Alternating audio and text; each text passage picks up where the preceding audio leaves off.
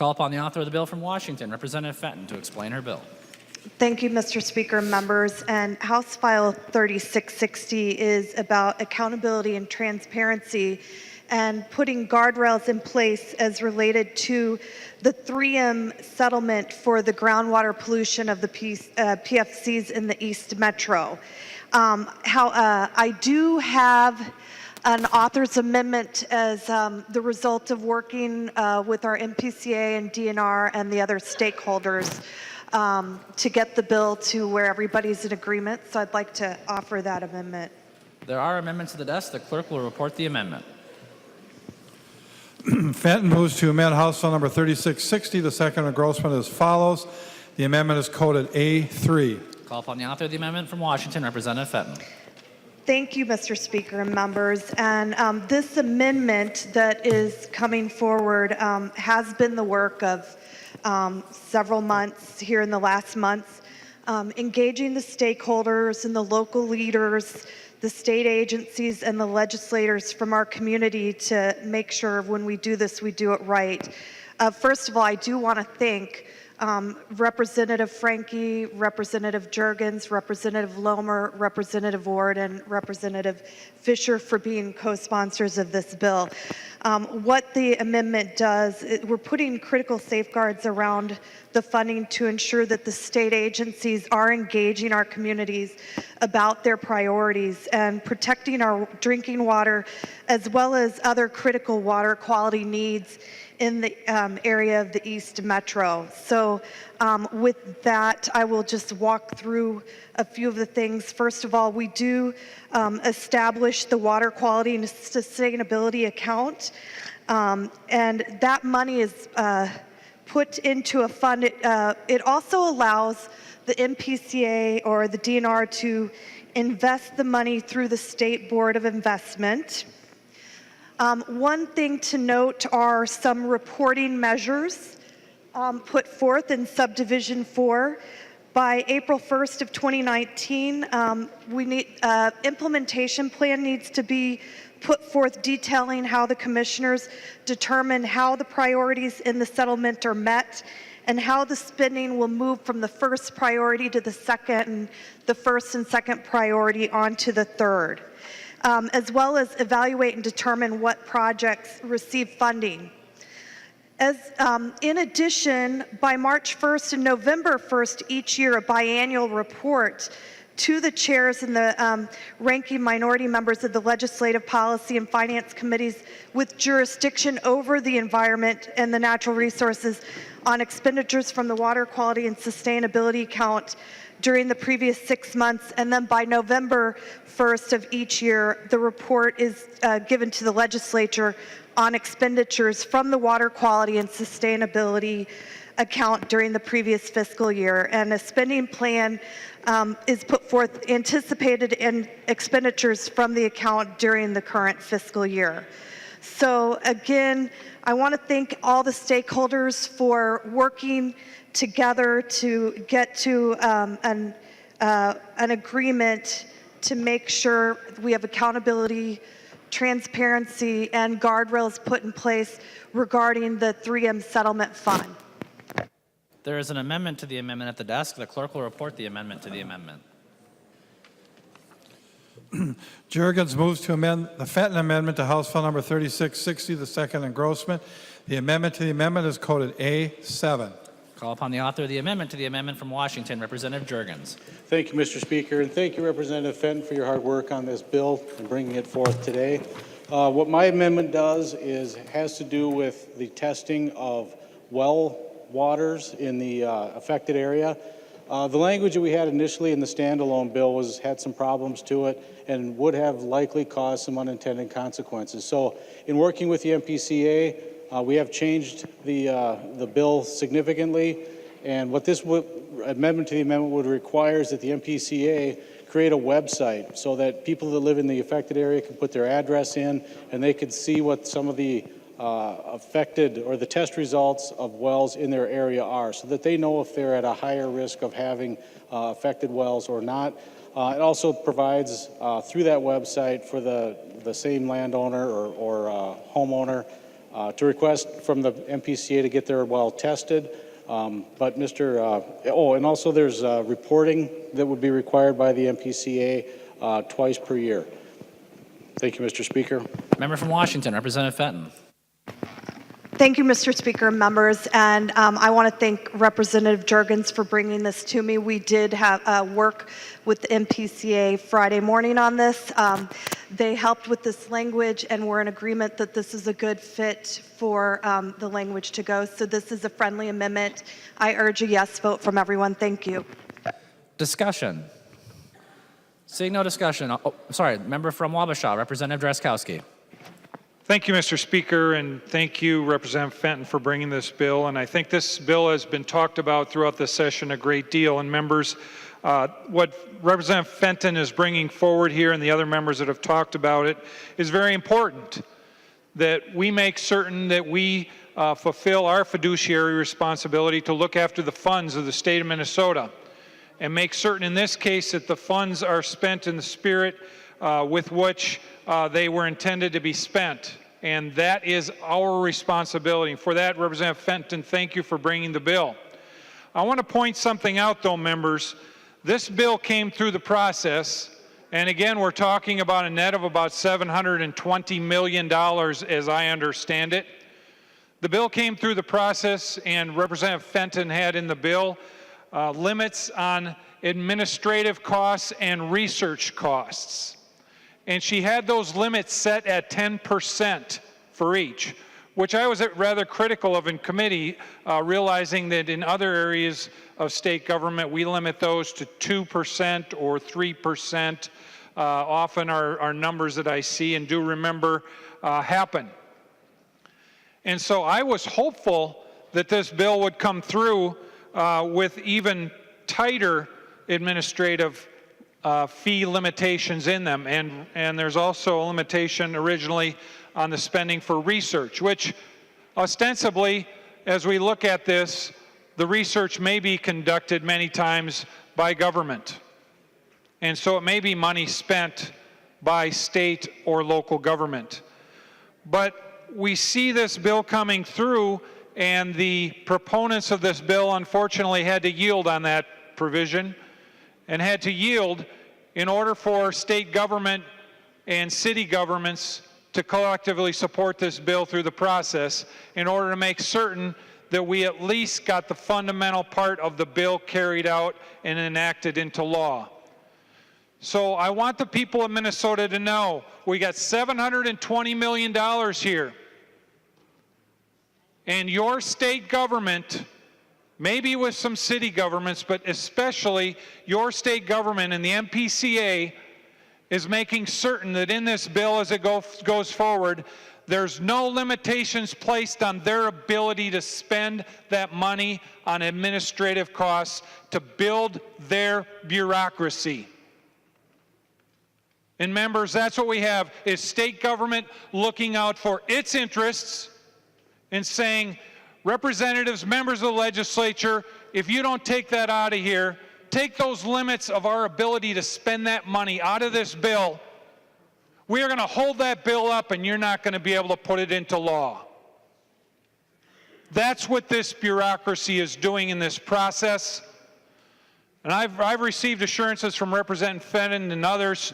She will work with the rest of us to make certain at some other point in the process we have the ability to bring forward those limitations on those governments so that they aren't siphoning off these important amounts. At 10%, members, that was $72 million for administrative costs. At 10%, that was $72 million more for research costs.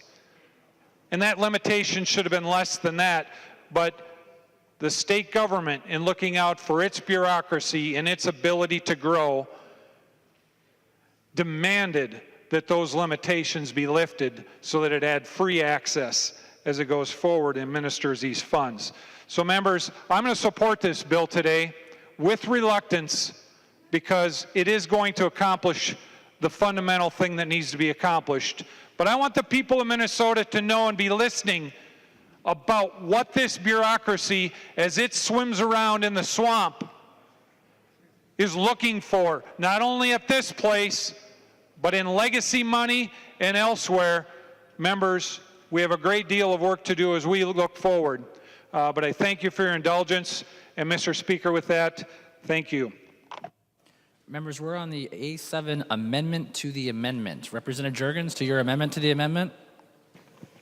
Thank you, Mr. Speaker, and thank you, Representative Drazkowski, for your impassioned speech. We too want as much of this settlement money to go to the affected areas, our people, our constituents, as possible.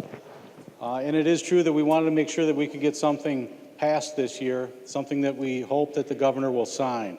But like you, Representative Drazkowski, I will be working on this in the future to bring those administrative costs and the study costs down 10%. I agree with you. When we had that in committee and you were talking 2.5%, 3%, I liked your numbers a lot better. So thank you, Representative Drazkowski. Members, we're on the A7 amendment to the amendment, the testing for private wells in the East Metro area amendment to the amendment. Is there discussion to the amendment to the amendment? Member from Ramsey, Representative Hausman. Thank you, Mr. Speaker and members. Just in response to the last two speakers, in committee, we had a letter on our desk from the city of Cottage Grove. It sounds as though we're just saying state government is putting a high price tag on it, but in the letter from Cottage Grove, they stated that local costs for legal, administration, design, inspection, and testing could be 18 to 30% of a project's cost. So those kinds of estimates about costs, I think we were getting different numbers from both state and local government. But this was in the letter from Cottage Grove, they were supposing that 18% up to 30% could be required. Seeing no further discussion on the amendment to the amendment, all those in favor of the A7 amendment, please signify by saying aye. Opposed, say nay. Motion prevails. The amendment to the amendment is adopted. Members, we're now on the underlying amendment, the Fenton Amendment, coded A5. Discussion to that amendment. Member from Washington, Representative Lomer. Thank you, Mr. Speaker. And I just want to say thank you to Representative Fenton for your work on this bill and others too that are signed on. You know, it's definitely been a work in progress. And I did have a chance to speak with the city of Lake Elmo and with West Lakeland Township over the weekend. And I will say that they're very supportive of the efforts that you are making here. And you should have letters on your desk to that effect. I would just add, though, that while they do want to see accountability and guardrails around this settlement money, if they have any issues at all with this, it's that the language really doesn't go far enough. And their biggest concern is that how do we know when we move from priority 1 to priority 2? So priority number 1 should be the clean water, and they want to see assurances that this is our number 1 priority, and I would just agree with that. And I'd also agree with Representative Drazkowski. I'm committed to work on making sure that we do have limits on these administrative costs moving forward. So again, Representative Fenton, thank you so much for this, and I urge a green vote. Member from Dakota, Representative Hansen, on the A5 amendment. Thank you, Mr. Speaker. Would Representative Fenton yield for a question? She will. Representative Hansen. Thank you, Mr. Speaker. Representative Fenton, and it defines the East Metropolitan area. My question is, what happens, let's say, 5 or 10 years from now, if the plume moves, say, under the river over into Dakota County or moves downstream? How are those communities protected if they're affected? Member from Washington, Representative Fenton. Thank you, Mr. Speaker and Representative Hansen. Why this is defined is because this language is directly out of the settlement agreement. So the settlement agreement, members, has 3 components. The first is water remediation to the drinking water. The second priority is environmental issues directly related to the clean drinking water and whatnot. The third, if they finish in these areas, as this is exactly how it's written in the settlement agreement, if they finish priority 1 and they move on to priority 2, then priority number 3 is at that point that the MPCA, the DNR, can help other areas throughout the state. However, this was the settlement agreement, and I wanted to respect what the attorneys and the judge and everybody agreed upon. So that's why it is written that way. Representative Hansen.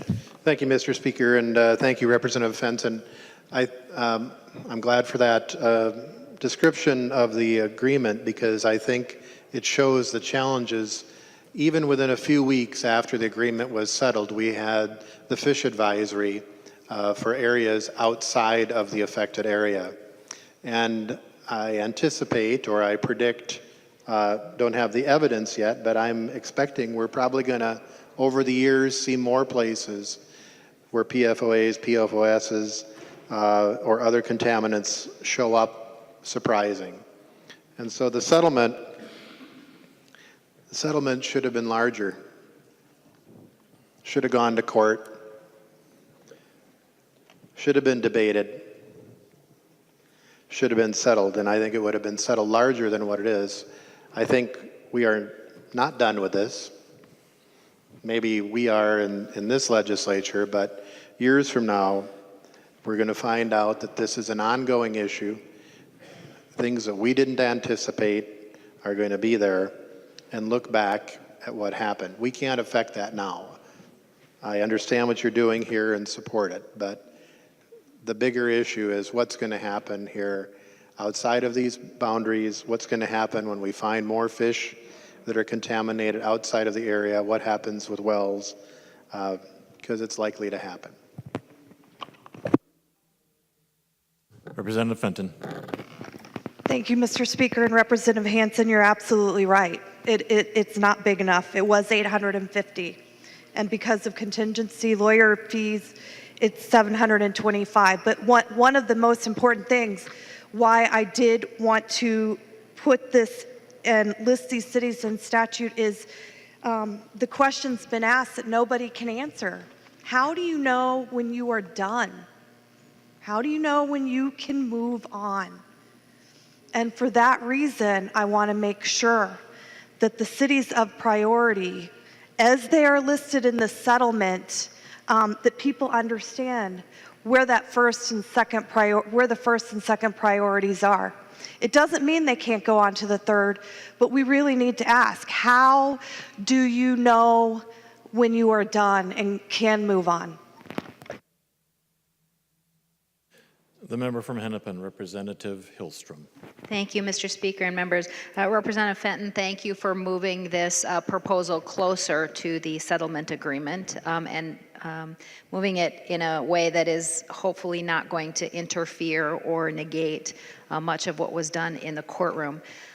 Representative Fenton continues to talk about how do you know when you're done? How do you know when you're done? Well, the lawsuit settlement was structured in such a way that they are not, 3M is not done paying until the water is cleaned up. It was specifically structured so that the residents will have clean drinking water paid for by the entity that did the polluting. Specifically in the agreement, it says that in the event the money runs out, 3M is on the hook to clean up the water. So Representative Fenton, they'll be done when the water's clean and when your constituents have clean drinking water.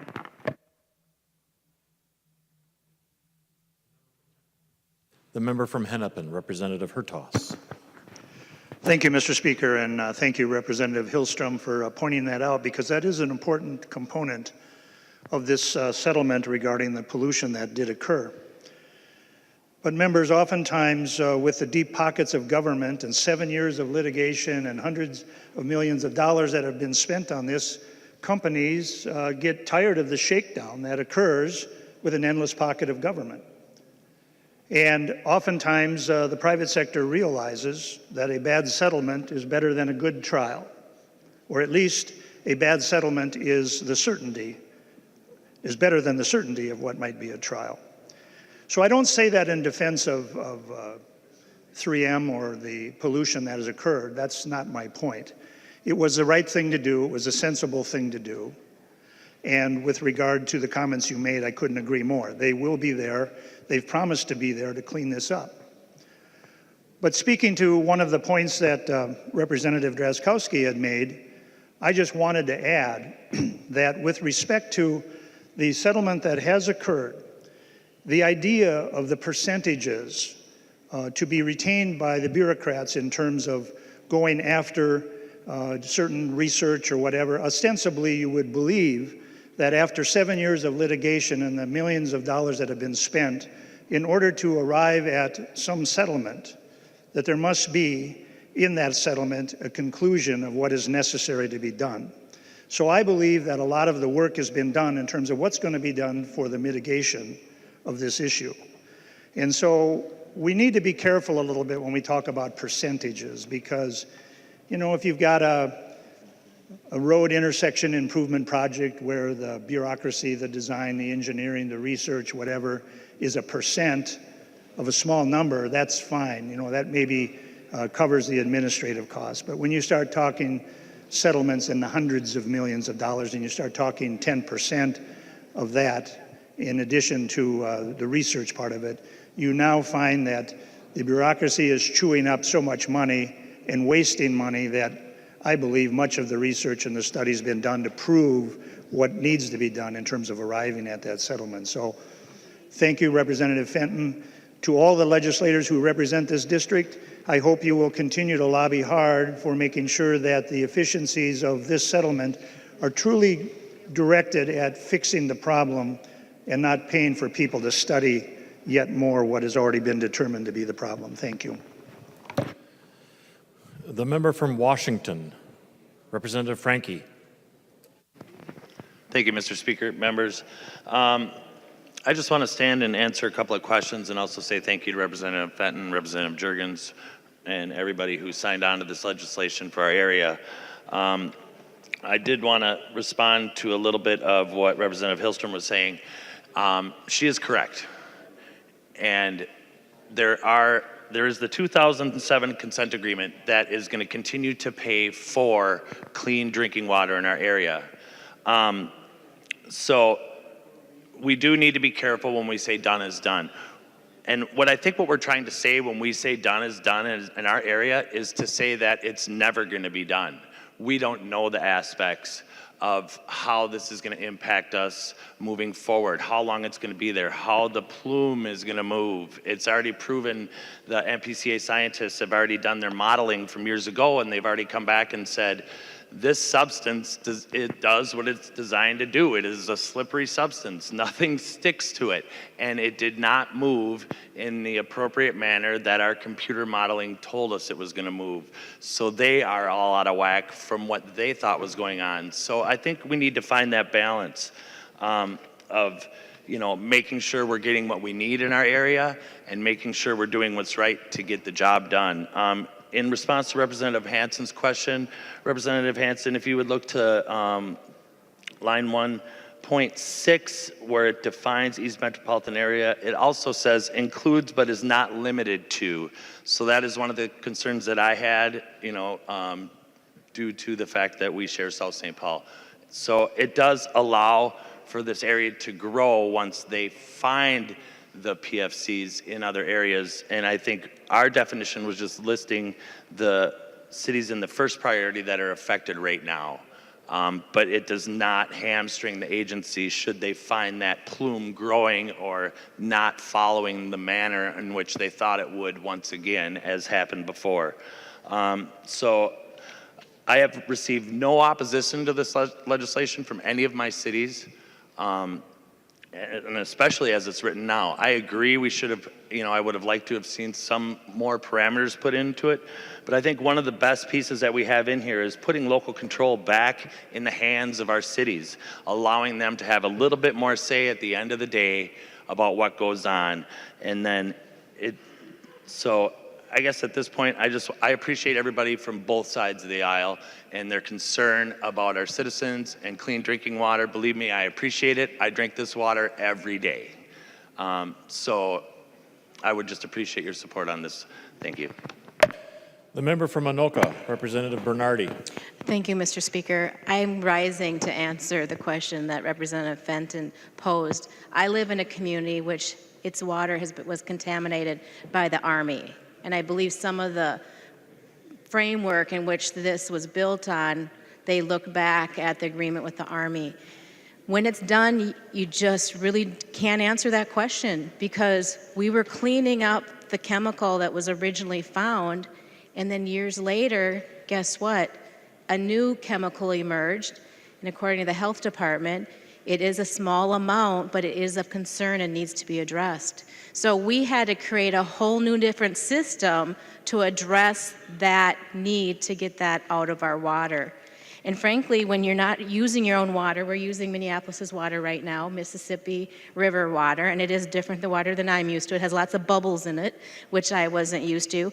But the important part is that the community has the resources that they need. We had to build a pipe to Minneapolis to a reservoir that was close to our community so we could get that water so that we didn't have to drink out of the well that was considered contaminated again while we're getting this done.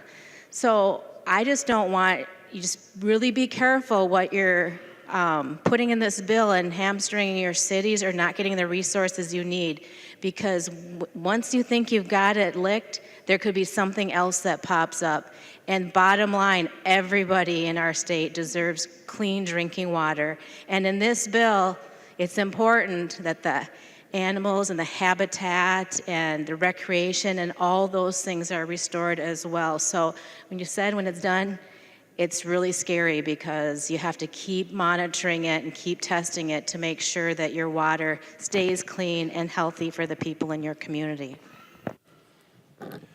The member from Hennepin, Representative Clark. Thank you, Mr. Speaker. I would be remiss if I didn't rise to just also point out another thing that we talk about in the committee, which is we're talking only about water here, but that water is also related to the land and the soil. And I'm aware of some issues that have arisen with the 3M settlement money that have to do with farmers who farm in that area and how their land has experienced some contamination. And so, Representative Fenton, I encourage you to look at that. We talked about it, I think, briefly in the committee. A lot of these are low-income farmers, immigrant farmers, and also others who have been there a long time.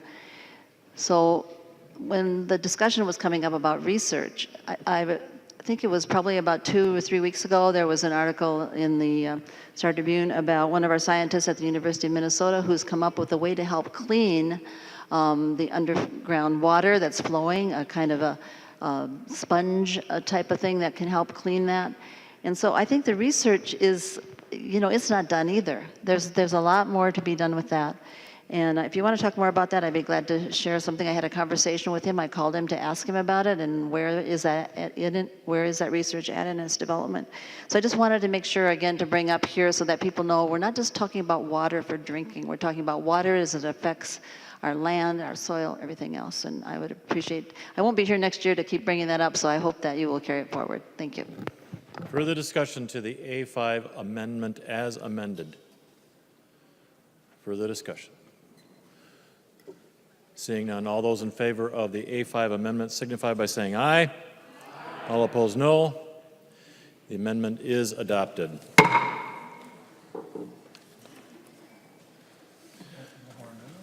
There are no further amendments at the desk. The clerk will give the bill its third reading. Third reading, House File Number 3660, as amended. Third reading. The member from Hennepin, Representative Wagenius. Well, thank you, Mr. Speaker. Representative Fenton, I appreciate the work you have done to conform this fund to the agreement in order. You're getting very close. But there's one section that doesn't conform, and that's the Section 5, which calls for local approval. And while I am a huge fan of local approval, in this case, it may become an impediment to the very solution that you need. And this is what I'm talking about. lots of folks have suggested that the only way that the problem in the water that is going to be solved is for a new drinking water plant that serves many communities in your area. And that would serve to clean up the water for quality. But some of the communities also have a quantity problem. This is the White Bear Lake area. And so to address the quantity problem, people are talking about having a new drinking water system on the Mississippi River. So for both quantity and quality, you may need a new system. But what this provision for local control says is that one or two communities might say, no, I don't want that, and they could put a monkey wrench in the solution that everybody else wants. So I don't think this is an appropriate piece in this legislation. It's certainly outside of the order, and I hope as you go to conference committee, this piece comes out. Even though we all love local control, you don't want a monkey wrench that is an impediment to the solution that might work for everybody. Further discussion?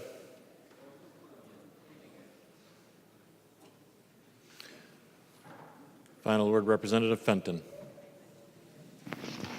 Thank you, Mr. Speaker and members, and thank you for all of your comments and whatnot. And I did make some compromise in working with all of the stakeholders, and the bill in its current form, including the local control, was one of those things that was very important to all of the cities, but that all of the stakeholders agreed was okay with. And members, what we're doing here and supporting this bill is the East Metro, for those of us on this bill, this is our home. And we represent our home for the thousands of others that call it home as well. What this bill does in its entirety now, as amended, is make it clear that the dollars from the 3M settlement go towards the cleaning up and the protecting our communities from future contamination issues and mitigating costs for residents down the line. So this is a good bill. Is it perfect? Probably not. But there's some very good protections for everybody in this bill. And I just thank you for your conversation, and I urge a green vote. There being no further discussion, the clerk will take the roll on the bill.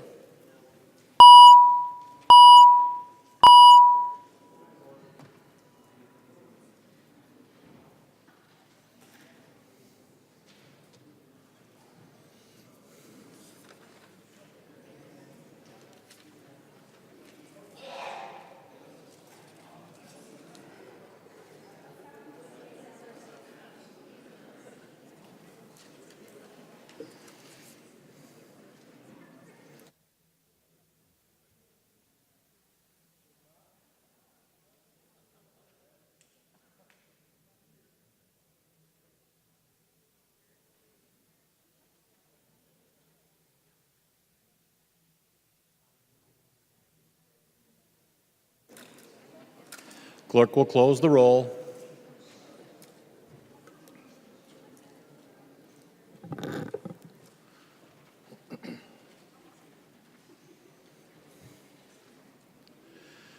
There being 108 ayes and 16 nays, House File 3660 as amended is adopted and is title agreed to.